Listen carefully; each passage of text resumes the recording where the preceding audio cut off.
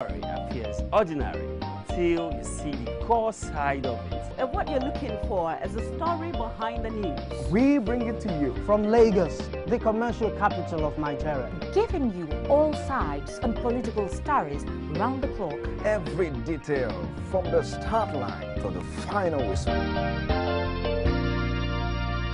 CoreTV News, expanding your view.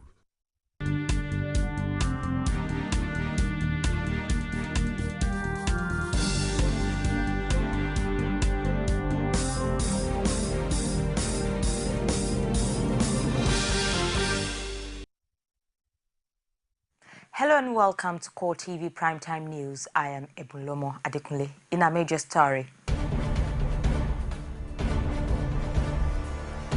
the Economic and Financial Crimes Commission declares former governor of Adamawa State, Murtala Nyako, and his son Abdulaziz wanted.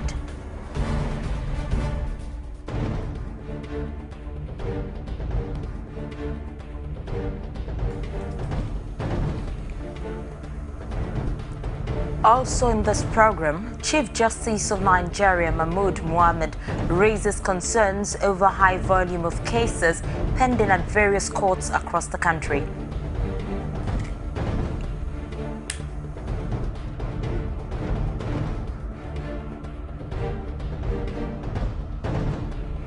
Calls grow against clamor for postponement of 2015 general elections as ABC urges Council of State to resist its temptation.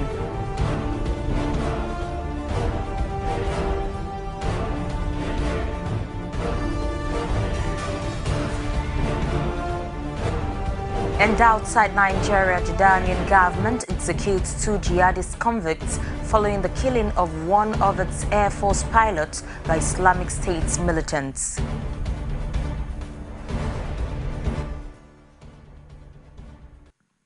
The Economic and Financial Crimes Commission has declared former governor of Adamawa State, Murtala Nyako, and his son Abdulaziz wanted. The spokesman of the commission, Wilson Uwajarin, announced this in a statement issued on Wednesday. Both, according to EFCC, are wanted in a case of criminal conspiracy, stealing, abuse of office, and money laundering. Both Nyako and his son served in the Nigerian Navy before venturing into politics. In June, EFCC froze the bank accounts of Adamawa in order to prevent the looting of the state treasury. The commission had said that it was investigating petitions of alleged looting by Nyako and his cronies through a project titled Special Program and Projects Unit. EFCC had initially declared him wanted for failing to honor its invitation shortly after he was impeached in July last year. Nyako has, however, gone into political oblivion since his exit from office. The Chief Justice of Nigeria, Justice Mahmood Mohammed, is concerned over the high volume of cases pending at various courts across the country. He made his concerns known at a one-day dialogue organized by the Nigerian Bar Association on the future of justice administration in Nigeria. Justice Mohammed also expressed worry over the backlog of election petitions yet to be dispensed with at the Supreme Court. The Chief Justice said every appropriate measures must be used to reduce the number of pending before cases. the court has reached critical proportions, and we must use all appropriate means to stop it from spiraling out of control. At the Supreme Court, for example, there are over 800 appeals filed in 2014 alone, with another 10 appeals filed already in the year 2015, just 2 months. The court registry is currently burdened with over 5,000 appeals, and the panel of justices are still hearing appeals of 2005. Nigeria's main opposition party, the All Progressives Congress, says it will not accept any shifts in the dates of elections slated for February 14th and 28th. It also wants the Council of State to resist any pressure to drag it into the plot to tamper with the election calendar. APC National Chairman John Odige Oyegun said at a news conference in Abuja that all indications point to the presidency and the ruling party as the masterminds of the recent clamor for new dates.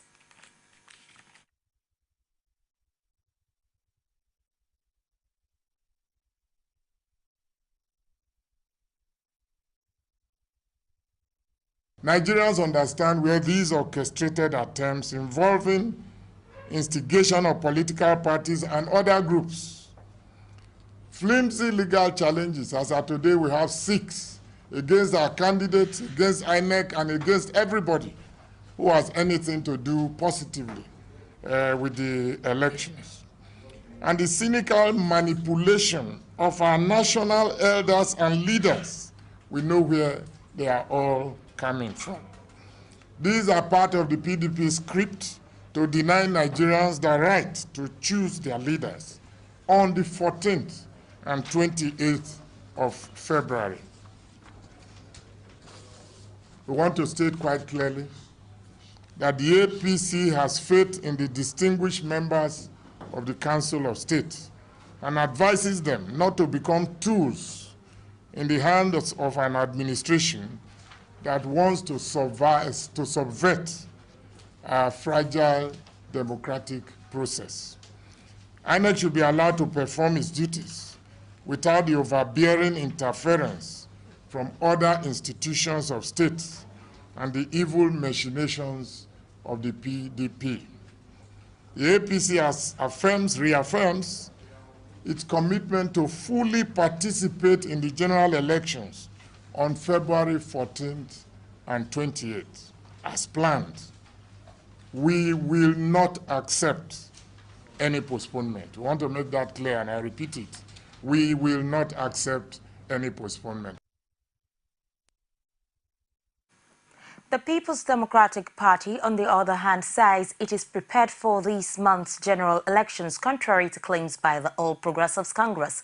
It also denied allegations that it was pushing for an interim national government to scuttle the electoral process. Spokesman for the party's Presidential Campaign Council, Femi Fani-Kayode, said in a statement in Abuja that the claims were meant to cause panic and incite Nigerians against the federal government. He argued that APC leaders came up with the allegation to prepare grounds to discredit the impending electoral victory of President Goodluck Jonathan. Fani-Kayode also claimed that in spite of campaigning in about 35 states, the APC presidential candidate spoke for only 57 minutes because he has nothing to offer. The main socio-cultural group in northern Nigeria, Arewa Consultative Forum, and its Shekiri leaders have warned the authorities on the consequences of postponing the February election so close to the scheduled date. The leadership of the two groups say it may lead to constitutional crisis and a loss of confidence in the system. Rising from a meeting in Kaduna, the two groups urged the Independent National Electoral Commission not to contemplate a shift in the election.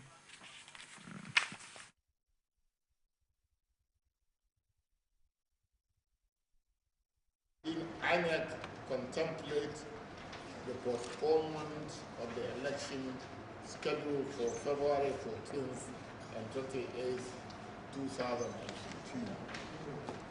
The implication of postponing the elections will be too far-reaching, as it may create constitutional crisis, loss of confidence by the people in the system, and social crises as well as general uncertainty. We therefore reaffirm our belief in one Nigeria and the confidence in the role elections play in a democracy.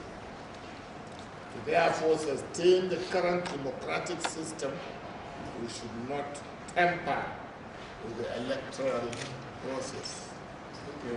This was signed by me, IGP Ibrahim Ahmad Kumasi, GCOM, retired, Sandawnan Kaduna, Chairman, ACF, and Chief Sir I.O. Zemide, leader of delegation, Ichekiri leaders of thought.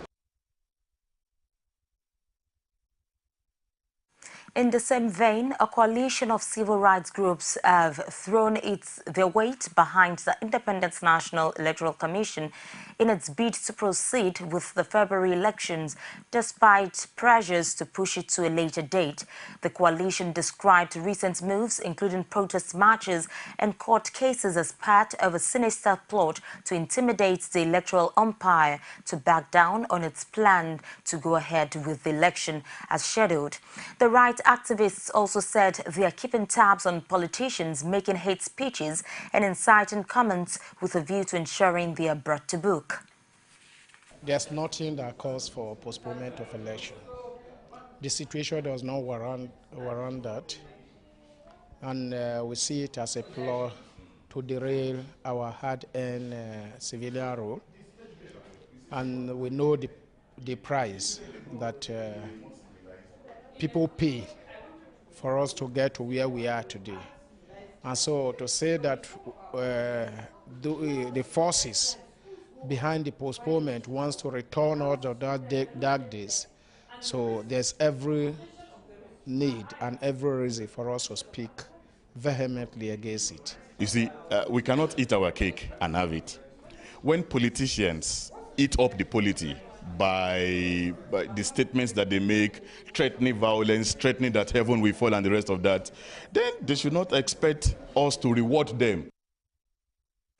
The Independent National Electoral Commission has denied reports that it may postpone the February elections if the distribution of permanent voter cards is low. Reuters news agency had attributed the report to a National Commissioner, Amina Zakari, but INEC spokesman Kayode Dowu insisted that the official has since denied making such claims when interviewed. He said in a statement issued in Abuja that the commissioner also said she informed the interviewer that INEC had not foreclosed the possibility of granting a few days extension in states with low PVC collection rate. The commission, however, noted that the number of cards so far collected across the country exceeds the number of voter turnout in previous elections. A massive rush has followed Tuesday's directive by the Lagos Resident Electoral Commissioner that residents in the state should visit polling units in their areas for the collection of their permanent voter cards. However, some are still in doubt as to whether or not they stand a chance of participating in the forthcoming elections due to what they describe as poor PVC distribution in the state. We all know the frustration that we have been facing in this collection of the PVC or TVC, whatever you call it. Really, it is so annoying when you get here, they tell you the story that your card is available and you go there again, you find out it's not available, and to try and confirm, is it that somebody has collected it or it's not printed? A card I've seen to my face because I didn't have my temporary voter's card, and I didn't have my temporary voter's card when I saw it, and there was no passport. Today, coming here to get the passport, they are telling me again with the passport, they are telling me again that it's not available. So is it that somebody has collected it or they didn't print it, but I saw it in my card with my face? So then I don't even know what to say. Since 2011, I registered in 2011 and I came now to check. They saw other ones, but very unfortunate my card is not there. So I'm now asking, when are we supposed to come and collect that? Since 2011, they say it's not being printed. So when are they going to print it? That's what I want to know. Are they sure we are still going to get those ones since 2011? So that's what I'm asking that woman now. If she's sure that we can get it, then by Friday, Saturday, we'll be here to check for it again. I don't know how they are doing things. The way they are doing things it doesn't worth it. The people that are doing it in the official, they are not many. They attend to people. The people who want to collect this are more than those who are attending to people. That's the problem we are having. Those who have successfully collected their voter cards expressed happiness at the development and called for more patience. It has not been easy. We went for the former place where we registered and were asked to come to technical school Agidingbe. And on getting here, there's so much crowd, and it is not easy, but I'm happy that I got mine. And also, I'm sending message to the entire Nigerians to at least we should learn to be patient in everything we do. Patient is the key. Aged retirees of Jeba Paper Mill in Kwara State protest non-payment of benefits. Find out more after this timeout. Stay with us. Niger has got her pulse back. Now you can call from your campus and from over 500 other campuses at 11 copper per second all day to any network, plus lots of other awesome benefits. Dial *406#. Step into the pulsing zone. It's MTN iPulse, baby. Back, bigger, and better. Pulsing P. MTN. Everywhere you go.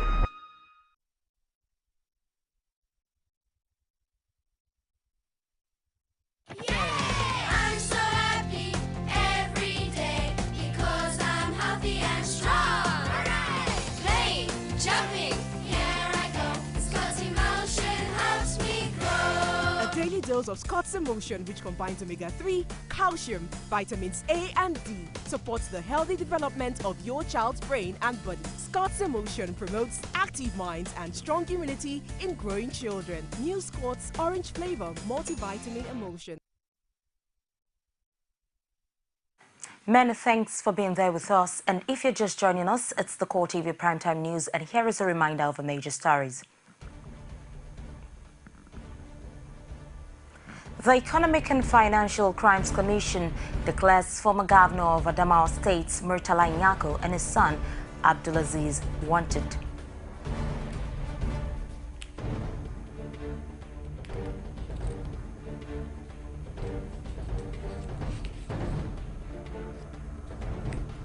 Chief Justice of Nigeria, Mahmood Mohammed, raises concern over high volume of cases pending at various courts across the country.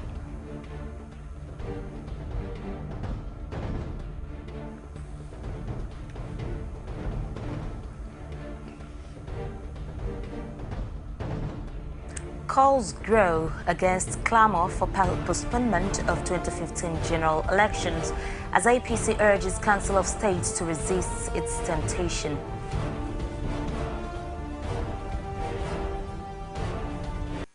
And for more news and other information, you can reach us on a social media platform. On Facebook, it's facebook.com/CoreTV News. Our Twitter handle at CoreTV News NG. And on YouTube, youtube.com/CoreTV, with a space, then news. As the 2015 general elections draw near, the campaign train of President Goodluck Jonathan stormed the ancient city of Benin to solicit the support of Edo people for his re-election bid come February 14th. Jonathan, who disclosed to Edo people that his agenda for the next 4 years is about transformation and continuity, urged them not to be deceived by the change slogan of the APC. We'll bring you details of that later. Presidential candidate of the All Progressives Congress, Muhammadu Buhari, has assured the business community in Kano of his readiness to revive moribund industries and textile companies. He also vowed to make the North the food basket of the country and create jobs for unemployed youths if voted to power.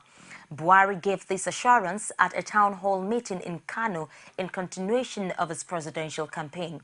He expressed concern at the growing poverty level and employment, which he blamed on poor handling of the nation's economy by the Jonathan administration. We can only achieve this target if we are able to revive local manufacturing industries and stimulate value-added production. Gradual rising cost of production in Asia provides a greater window of opportunity for us within the next decade. We can develop a made in Nigeria global brand within that period. Imported into power, we shall do the following. Firstly, revive the textile and other local manufacturing industries. that have been rendered dormant largely because of government neglect in inappropriate or inconsistent policies. Reinvigorate the solid mineral sector by reviewing outdated mining legislation and ensuring greater transparency in licensing and operation. Work with state governments to turn northern Nigeria into Africa's food basket through a new system of grants and interest-free loans and the mechanization of agriculture. Fill the huge gap in middle-level technical manpower through massive investments in technical and tradesman skills education with direct involvement of the relevant. A former Speaker of Nigeria's House of Representatives, Olubunmi Ete, says the opposition, All Progressives Congress, stands a better chance of winning the February 14th presidential election. She made this known at an APC campaign in Ile-Ife, Osun State. Rashid has more. Patricia Olubunmi Ete became the Speaker of the House of Representatives in 2007 on the platform of the People's Democratic Party before she was impeached and replaced by Dimeji Bankole. A lot of developments have since taken place as Ete has now decided to toe the line of former Speaker Aminu Masari and current Speaker Aminu Tambuwal, who have defected to the All Progressives Congress. Ete states her reason for dumping the PDP for APC. Nigeria is suffering. PDP is a party that do not consider, the poverty level of the country is passing through. All what they are after is selfish interest, and I can't be party to that party. The former speaker believes that the All Progressives Congress presidential candidate Muhammadu Buhari stands a better chance of winning the February 14th election, but wants the party to be wary of what she called the desperation of President Goodluck Jonathan to remain in power at all cost. Jonathan is not ready to leave, and we must chase him out of the seat. He has bites the finger that fed him. And you remember that Southwest was the first state that brought the first zone that brought him out. See the way he has treated us. We are not among the first 14 in this country. It has never happened in this nation. Speakers of the campaign says this is the time for change and urged the electorate to collect their permanent voter cards in order to effect the needed change. Yes, we are still mobilizing our people to go and pick up their PVC. It is necessary because this is what determines their tomorrow. This is what we can use to change Nigeria. The economy is nosediving if it has not totally collapsed. Nigeria is ready for the change and they are yearning for it, and we must come together to give them the change. In the past, we've never had an opposition. The country now has got an opposition. Ete represented Irewole Ishokan the federal constituency, Osun State, at the House of Representatives between 1999 and 2011. Rashid, CoreTV News. The Nigeria Medical Association has shown its displeasure with what it described as the exclusion of health issues from ongoing presidential campaigns and the manifestos of the leading political parties. It insists that the major candidates have not properly articulated their plans to tackle the challenges in the health sector. NMA President Kayode Obembe said this at a news conference in Abuja. We have been watching their manifestos, their achievements, their promises, even their gatherings in the communities. It is very disturbing to note that there has not been any precise or articulate pronouncements about the challenges confronting the health sector and how to tackle them. Having observed the attendant dangers this trend portends, and in our objective of giving an early warning signal to all players, Nigerian Medical Association chose the theme, Efficient Healthcare Delivery, an indicator of good governance.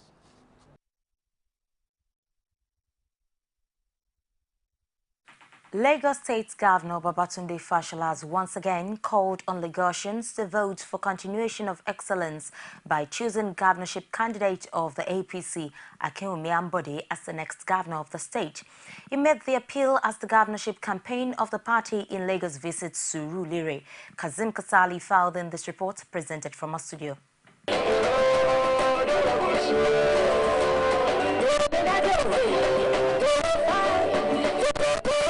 The governor, who was welcomed to the podium like the homeboy that he is, says Lagosians will be voting for excellence and experience in Akinwumi Ambode. He urges Lagosians to reject failure and absentee leadership by voting APC in all the elections and take Nigeria to the next level. Your candidate here, I've told you what happens to people who dodge tax. I mean, when you see the people he is around, you know where they have been and where they have come from. So he's in the right company. But apart from that, he does not know government.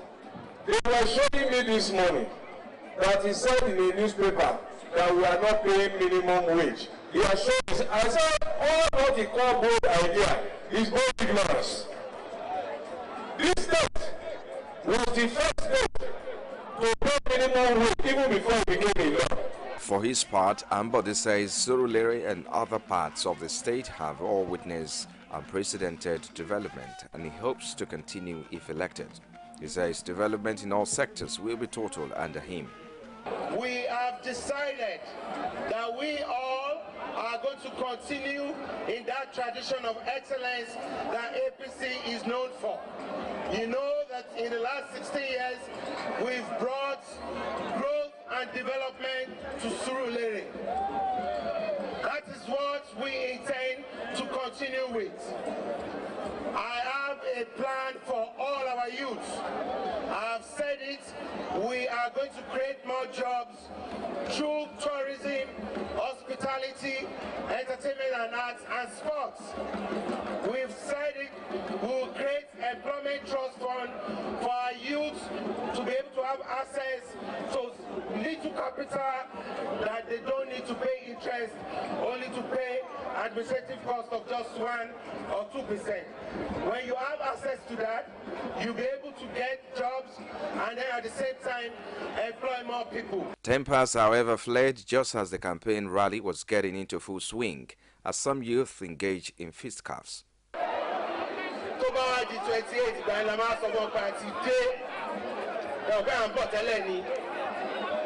Security agents later restored order following Fashola's intervention.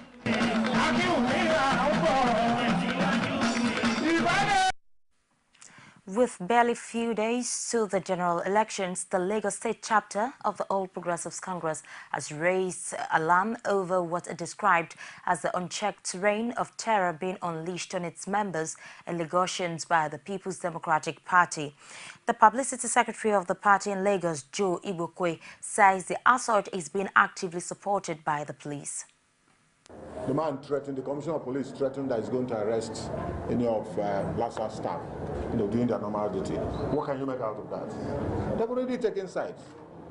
And the moment he made that statement, like I said, that emboldened these people to unleash violence and terror on our people. We will not help them to pull down the house. We will seek redress. If you see any of our advice there, they are paid for. You have to seek a space, especially the electronic billboards and other mega billboards. You have to seek permit. These things were built by individuals, clients. They rent the space and build. Former staff of the Nigerian paper mill Jeba in Kwara State have staged a protest for non-payment of their full entitlement by the Bureau of Public Service in the last 13 years. The protesters lament their total neglect in this report by Rashid Rashid. The dream of every worker is to retire to a well-deserved rest with all the necessary financial benefits. The reverse seems to be the case at the Nigerian paper mill industry in Jeba, Kwara State. The mostly aged protesters carried placards with various inscriptions complaining of being shortchanged in the payment of their entitlements. What we are suffering, we are dying every day. We are dying. Our children cannot go to school. Our children have become drawers of water and hewers of wood. We cannot in position to train them. Even without our father, to even eat at home is problem. You understand? Life has become one continual battle for survival. It is not easy for us to even survive. Many of, like in those days, we are like 3,000. But today now, that has reduced to less than 1,000 because of naked suffering. We battle with survival, we suffer every minute. Of pathetic note is Simon Akman, a blind retiree who relives his agonies. Nigerian paper mill, as the problem come in, I suffer a lot. My wife died, my children, my daughter died. Nothing with me. I have nothing to hold on. Now, the sickness will come hit me. Nobody to help me up till now. The government should arise and make and give us help. We need help. As a citizen of Nigeria, we are suffering more than as we are. The protesters called on the federal government to intervene in their case in order to forestall further deaths among its ranks, which has reduced to little over 1,000 from about 3,000.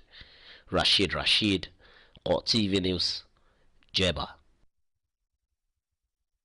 At this point, we take another break to return with business, sports, and other stories outside Nigeria. Please stay with us.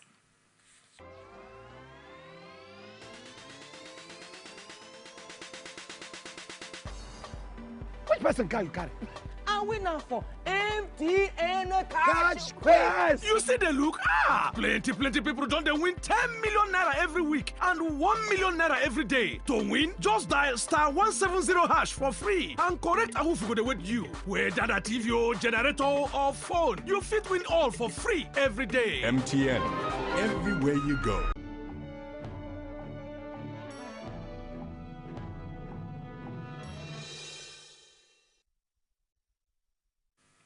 And now to business.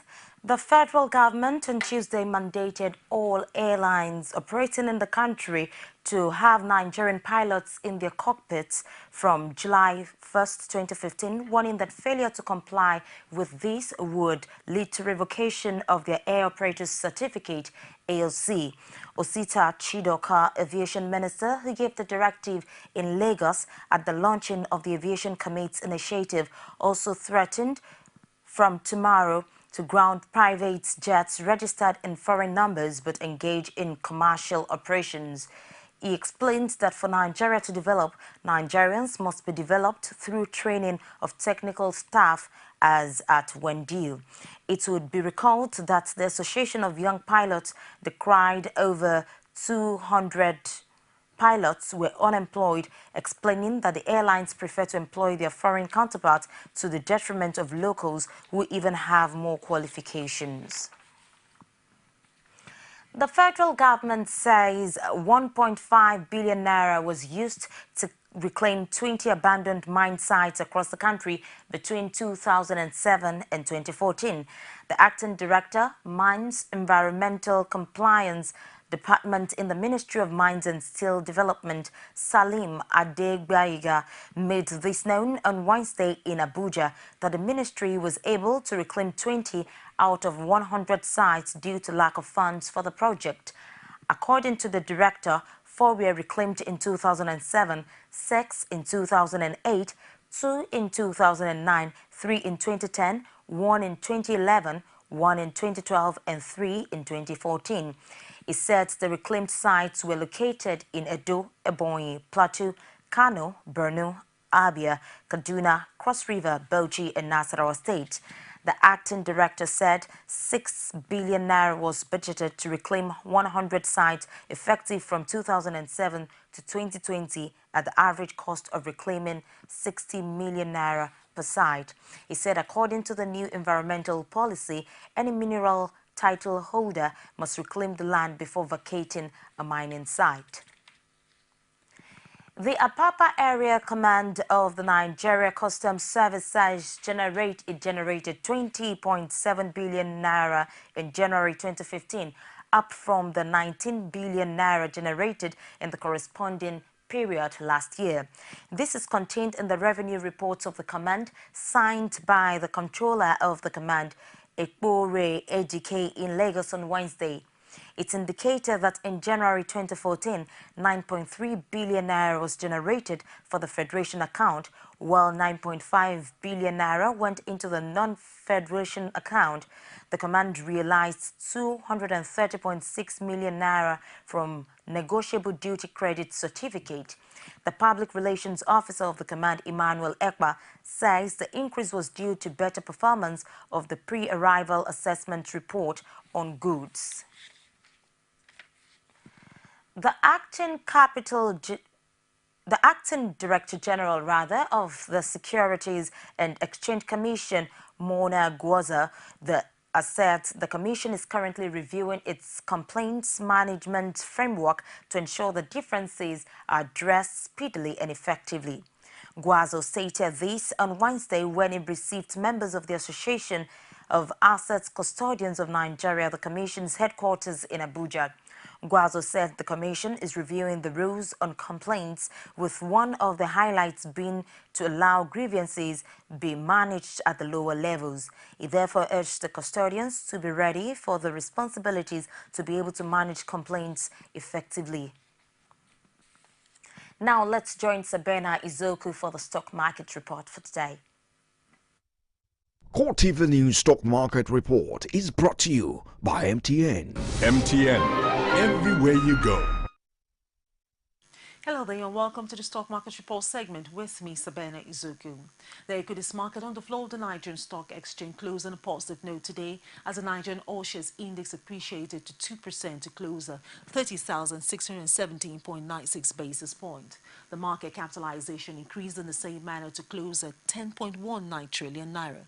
In all, a total volume of 466 million units of shares valued at 4.75 billion naira were exchanged in 4,880 deals. On the gainer side, Dangote Cement topped the gainers chart to close at 162 naira with a gain of 5 naira, followed by Nigerian Breweries, United Africa Company of Nigeria, Unilever, and Zenith Bank. On the flip side, corn oil topped the chart, trailed by Guinness, Prepsco, Sainsbury IBTC, and Okomo Oil. Meanwhile, Owando Oil topped the traders chart, followed by First Bank of Nigerian Holding, United Bank of Africa, Diamond Bank, and Axis Bank. Just before we wrap up the stock market report, here's the currency trade for today.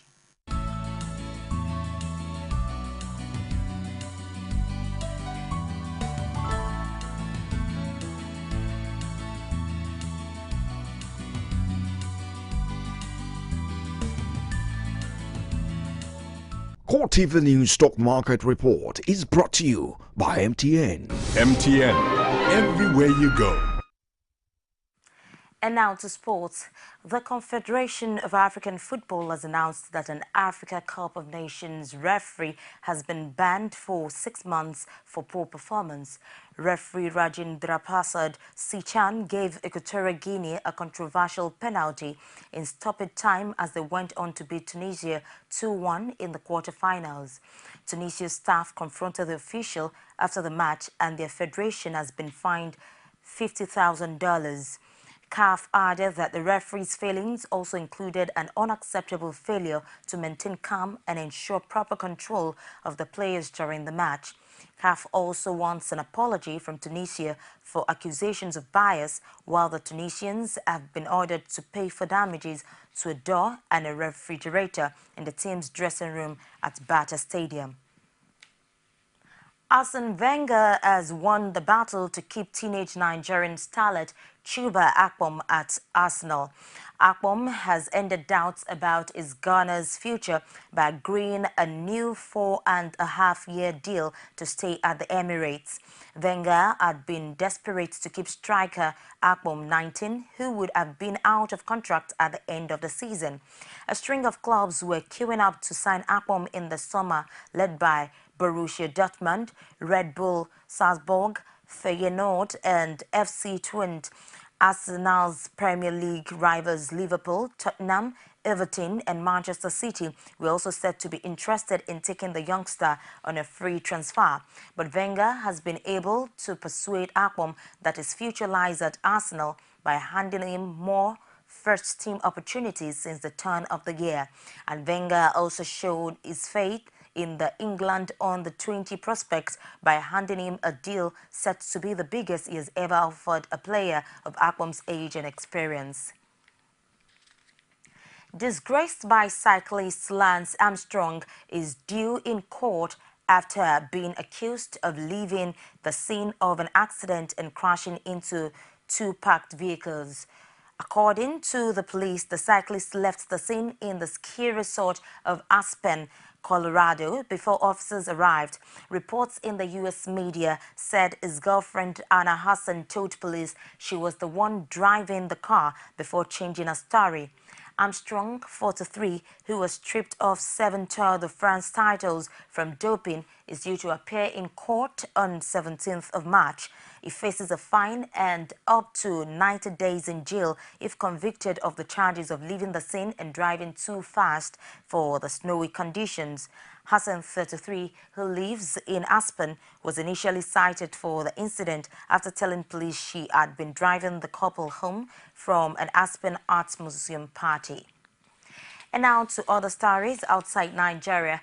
Jordanian government has executed 2 jihadist convicts, one of them a woman, following the killing of one of its Air Force pilots by Islamic State militants. Government spokesman Mahmoud Muhammad al-Mumani says the female failed suicide bomber Sajida al-Rishawi and al-Qaeda operative Ziad Kaboli, both Iraqi nationals, were hanged at dawn. The executions came hours after Islamic State militants posted a video appearing to show pilot Muaz al-Kasabi being burned alive. He was seized after crashing during an anti-IS mission over Syria in December. Jordan, which is part of the U.S.-led coalition against ISIS militants, had tried to secure Kasabi's release as part of a prisoner swap, offering to free Rishawi in exchange. ISIS had sought a release as part of a deal to free captive Japanese journalist Kenji Joto. A video that appeared to show Joto's dead body was posted online 4 days ago. She had been on death row for her role in attacks in Jordan's capital, Amman, which killed 60 people in 2005. Kaboli was convicted in 2008 for killing a Jordanian national. Jordan earlier vowed an earth-shattering response after ISIS militants posted a video online showing what they say is the pilot standing in a cage engulfed in flames. And that's it for tonight, but before we go, a recap of our major stories.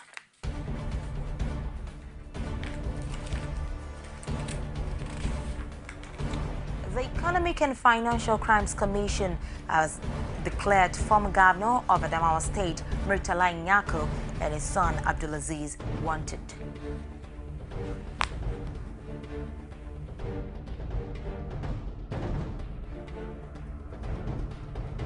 Chief Justice of Nigeria, Mahmoud Mohammed, has raised concern over a high volume of cases pending at various courts across the country.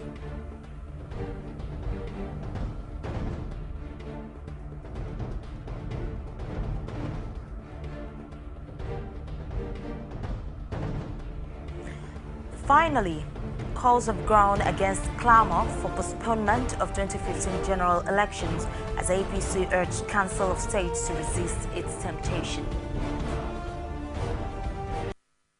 And that's it for tonight. On behalf of the entire production crew, I am Ebulomo Adekunle, wishing you a blissful night rest.